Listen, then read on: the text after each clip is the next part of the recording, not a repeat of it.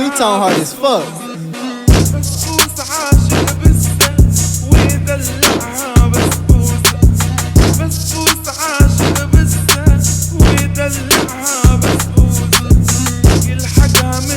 Babes, you get me?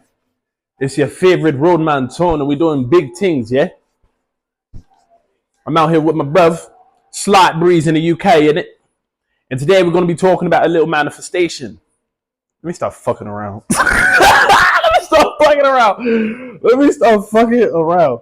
I play way too much. You get me? Slight little ting. Got a slight little ting back at the pad, innit? I bend over. I gave it a Willy Wonka. The Willy Wonka. You get me 10 bags and I lie that. Don't even zoom in. You don't even know me like that. But man took this off on Polish don't called Jacob. He was doing my mother's bathroom. You get me? He tried to bump my mum like. He tried to tell her the job was 255 when it was 250. Asked for travelling expense. I told her lie that, fam. Man's not Sadiq Khan. Man's not transport for London. You get me?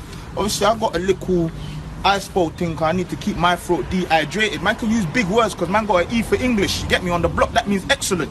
My brother Skutnu and Asni, that man got G's and F's alphabetical order. Dumb youths and that, you get me? Man come from Bossman Dipak shop, you get me, car? Man wanted the Kavos, but he didn't have that, so man got the Disparano thing, innit? But listen, man's gonna jump in the coupe and go to this BBQ, yeah? Link up, brr. The Willy Wonka. Alright, in all seriousness, today, we're going to be talking about a whole lot of nothing. A whole lot of yeah. Alright, this is going to be the first time I didn't go straight through on a video because that shit genuinely had me crying. Like I had to cut it off and figure out what the hell I actually wanted to talk about. But today, we're going to be talking about how the meaning that you assign to things is very fucking crucial in this fucking life that we live. You get me? You get me? I'm back on my UK roadman thing, innit?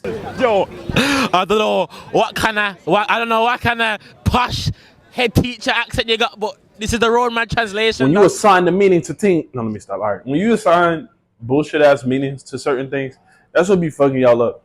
Like, and I know I say a lot of things be fucking y'all up, but realistically, when you looking at it from my perspective, I've met a lot of y'all. I got the pleasure of meeting a lot of y'all, talking to a lot of y'all, helping a lot of y'all on y'all manifestation journey.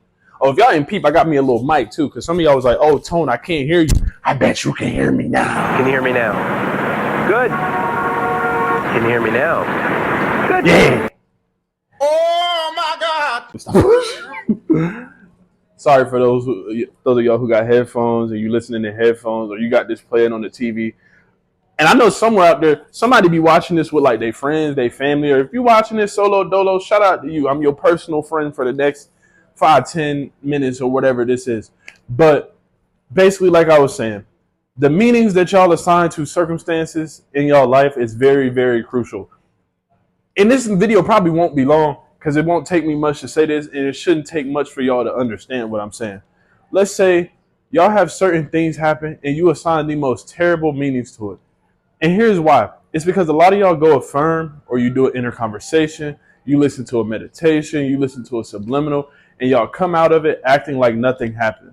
And let me address that first. This is why I say it's when you're doing your technique or whatever you want to call it, 10 minutes, 15 minutes is like a general time mark. But realistically, if you got the time to, do it until you feel satisfied, like until it feels real to you, until it feels like that thing really happened.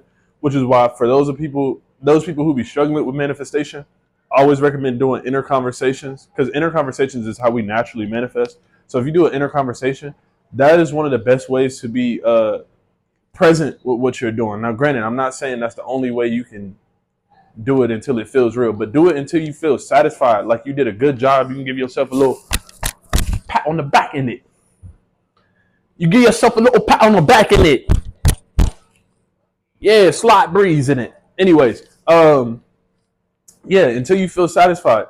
Now, what that does for you is when you do it until you feel satisfied, you don't come out of the session like nothing has changed. When you come out of the session like nothing has changed, this is why when the bridge of incidents are playing out, and if you don't know what bridge of incidents is basically once you start manifesting all the things, people, events that play out for you to get your manifestation. You feel me? So it's when the bridge of incident starts playing out and y'all start assigning terrible meanings to the things that are happening. How about instead of assigning like terrible meanings to the things that are happening, how about you assign the meaning that everything's working out in my favor? Everything is working out better than I could possibly imagine. Or just assigning different meanings than a fucking negative one. Anything but a negative one. Make everything mean that it's working out in your favor or that you're getting your manifestation. You can go into very specific examples, but those 2-3 affirmations I just gave y'all could change the fucking game for somebody. And y'all know I don't like to overcomplicate shit. This video could dead ass end right there. Make the meaning of everything that happens in your manifestation journey as this is working out in my favor. Everything is working out better than I could possibly imagine. This is leading me to my manifestation, or this is bringing me my manifestation. Any minute now, my manifestation could unfold. Are you ready for it? You feel me? So with that being said, that's the video for today. Assign better meanings to the things that happen to you in your life. I don't give a fuck what it looks like. I don't give a fuck if it look like they're not going to text you no more. They're not going to talk to you no more. I don't give a fuck if it look like the money will never show up in your bank account or show up in your hand. I don't give a fuck if it look like the car will never show up. I don't give a fuck if it look like whatever it is that you manifesting may never happen for you. Start assigning better meanings. That is fully living in the end. Everybody talks about, oh, let's live in the end. Living in the end. Live from the end. You know what I'm saying? But to really live from the end means, bro, think from the vantage point of already. Oh, yeah, I got a pie I'm about to put in up. Hold on. Hold on. We're getting real exclusive. Real exclusivity. If you don't know, Marie Callender be baking her motherfucking ass off. Yeah. But anyways, I got a pie to put in the oven. But with that being said, bro, to fully live from the end means think from the vantage point of you already having what you want. You feel me? You're allowed to do this. The thing is, y'all do this anyway. We're one way or another, you're living in the end. This is not some complex process. A lot of times people are just scared to keep correcting their thoughts because they're like, what if it never happens? But what if it does?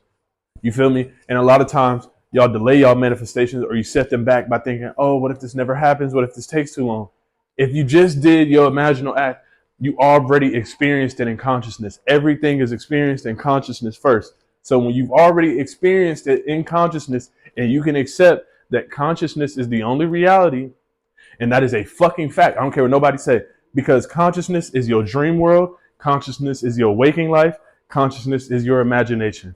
All three of those, no matter how the fuck you want to slice it up, when you're in them, they feel real. When you go to sleep and you dream, don't that shit feel real? Oh, okay. When you're in your waking life, don't that shit feel real? When you really do an imaginal act, if you know, don't that shit feel real? Consciousness is the only reality. So if you experience it in consciousness, that is your truth. If you can stay faithful to your truth, which is living in the end, it shows up on the physical realm. You feel me? Now that's my yap sesh for today.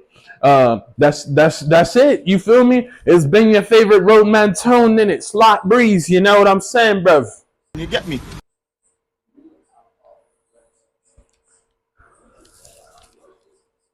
Feeling real lame.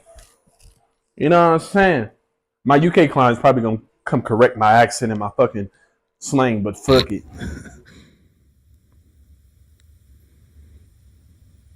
I don't find you funny.